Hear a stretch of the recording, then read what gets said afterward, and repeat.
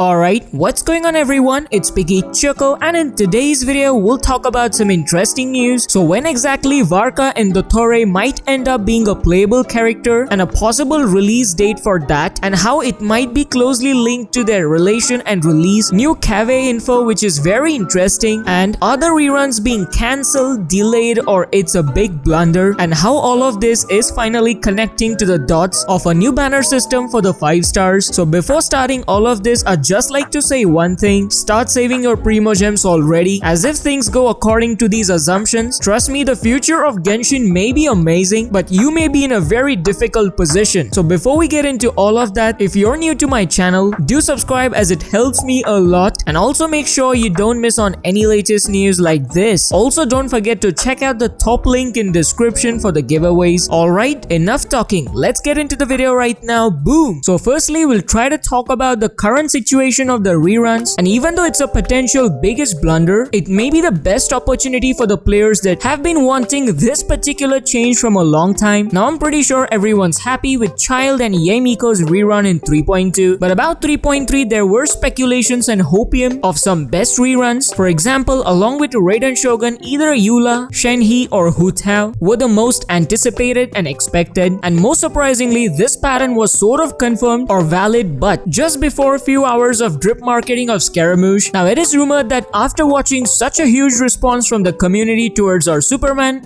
I mean Scaramouche, don't mind me, the rerun lineup may have been immediately changed from those candidates to Itto, Ayato, or Ayaka, leaving the uncles and community confused because characters like Hu Tao have almost not had a rerun for an year. So this possibility was called a big blunder, as from a gacha perspective it's a very good strategy, but at the end of the day, players who have been really saving hard, it just makes it more difficult for them to choose the old reruns they've been saving from a long time, or getting a character that has powers like Superman. So will this situation continue forward? Well, most likely not, because lately there have been speculations about a banner that may be based on Genesis Crystal and not Fates. So let's hope that this blunder isn't continued any further and is seized by enhancing the experience of the players. Now moving on to Varka and Dottore, without a doubt these two are the most hyped up. So first, speaking of Varka, he's the former Grandmaster, and his recent locations have been changed from an expedition to an island which matches the description and is supposed to be a new playable area. Now about his element and weapons, here are my assumptions. Now current speculations have been updated with Varka being an animo character, and as for his weapon choice being a claymore character. As for his release date, according to latest updates, either 3.7 or 3.8 may be his arrival point into the game, which is expected as during 3.6 that time period falls under Major Liyue festival, so Baizu is expected, and just after that or a version later, that's 3.8, it would be a good time if they get him into the game. Now talking about Dottore and relating him to Varka's release, well, after the Archon quest, it's quite clear that his selfish form and his true forms are the only one existing, and likewise assumptions have been made about his element and weapon. Based on his appearance and height, he is speculated to be a Hydro Claymore character, for example his blue apparel and a long height. Now his potential link with Varka is not based on any storyline, but simple logic of release date. As I said, 3.6 will be a Liyue based major festival. It is possible, yet not 100% sure, that they will of course go for the Mondstadt based theme, where Mondstadt based characters will be released. As the regions in Genshin are expanding, it also may be a focus on Sumeru area and then 3.8 as Mondstadt area, so that we get closest to Fontaine. It is kind of ninja sense, but who knows, it may also happen vice versa. But this is the latest update and speculation possible, so if any update further pops out, I'll be sure to inform you all about that. But to be honest, I'm very hyped and excited. Now moving on to Kaveh, who's another character considered as playable because of his in-game mentions and story connection. So Kaveh is a character representing class of architects in Sumeru. According to Dori, he's the one responsible for building the entire palace of Alcazari, so it's confirmed that his role and name matches the Persian culture. And as for his element, he was plainly revealed to be a Dendro character. Now for determining the possibility of a weapon type, assuming his height shown equal to that of Al-Haytham and him being friends with him, it's clear that if Al-Haytham is a sword user, Hoyoverse will not make him a sword or polearm just because of his height, so Claymore sounds more suitable for him too. And just a note, even if his Al-Haytham's friend won't mean that he will be a 5-star, so we'll have to keep a look on that. And now since we assume him to be a Dendro Claymore character, I assume his skills to be explosive and groundbreaking. Don't know anything about shields, but he he may be a powerful character. So I'm hoping you used your ninja sense for this. In short, I just want to say that tons of new characters are arriving and Dendro will finally be in action as the community wanted it to be. So that's basically it for today's video. Just thought I'll update y'all on some latest and interesting news. So I hope you enjoyed the video, and if you did, please leave a like and subscribe so that you won't miss on news and stuff like this. As always, I'll see y'all in the next video. Until then, stay safe and stay picky.